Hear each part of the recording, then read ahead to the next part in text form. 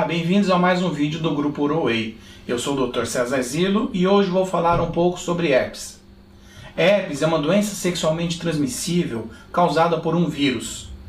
O vírus do herpes é uma família muito grande. Outros vírus dessa mesma família são o citomegalovírus, o exantema súbito, a mononucleose e a catapora.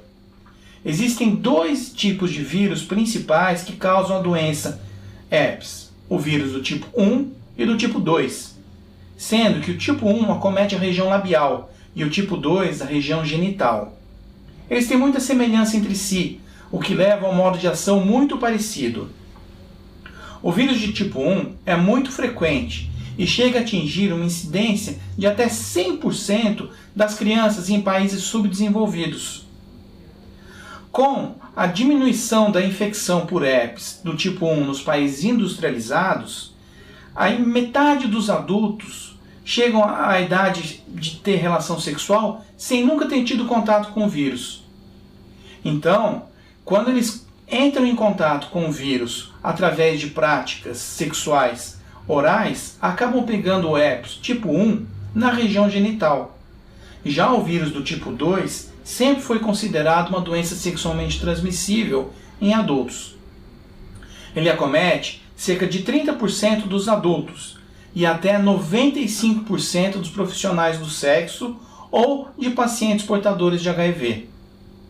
Uma vez a pessoa infectada, o vírus migra para a raiz dos nervos sensitivos e aí fica em estado dormente por toda a vida do paciente. Dessa forma, os indivíduos infectados são transmissores da doença por toda a vida.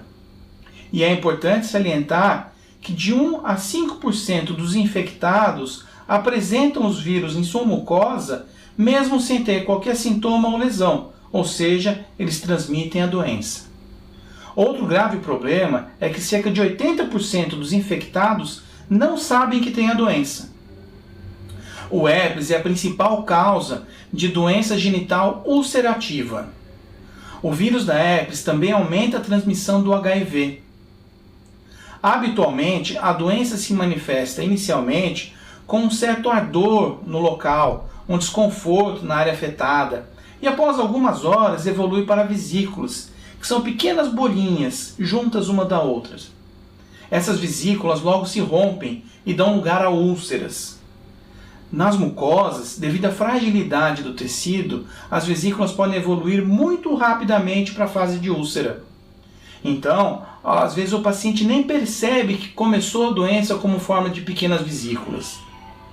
As úlceras, então, evoluem para as crostas, que são umas cascas, e depois para a cura. A fase mais suscetível de transmissão da doença é na fase de vesículas e úlceras, sendo que o líquido que sai dessas vesículas ele está sempre repleto de vírus. O quadro como um todo leva cerca de 2 a 3 semanas. Em pacientes imunocomprometidos, as lesões podem ser extensas e confluentes, lesões crônicas que nunca melhoram, com presença até de necrose, que é uma área enegrecida. A maior parte das primeiras infecções hepáticas são assintomáticas e somente cerca de 20% são cientes da doença, de que pegaram a doença. A transmissão se dá essencialmente por contato direto ou indireto com as vesículas e com o líquido que saiu de dentro dessa vesícula. Cerca de 1/3 dos pacientes apresenta de 8 ou mais episódios de recorrência por ano. A reativação, que é o aparecimento novamente da doença, pode ser associado com uma baixa imunidade local ou sistêmica, como estresse, falta de sono ou exposição ao sol.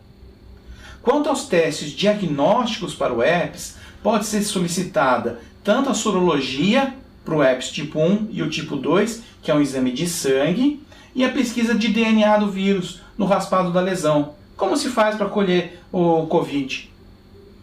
Aconselho a realização do exame sempre que estivermos diante de uma lesão ulcerada e em pacientes com lesões repetitivas. Isso serve principalmente para o aconselhamento, no caso da infecção ser pelo tipo 2. A respeito do tratamento, nos pacientes com o início dos sintomas a menos de 5 dias ou quando ainda estiver formando vesículas, o tratamento com medicamento via oral está indicado. Para o alívio dos sintomas, é aconselhado lavar a região com soro fisiológico.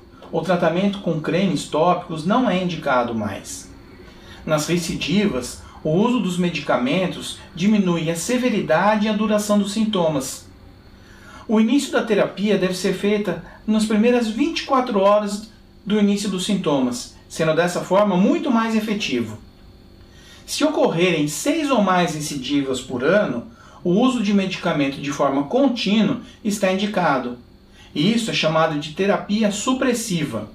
A terapia supressiva diminui também a quantidade de vírus presentes nas mucosas em pacientes assintomáticos. É muito importante o diagnóstico correto para diminuirmos a incidência dessa doença. Muito obrigado pela atenção e, por favor, siga nosso canal.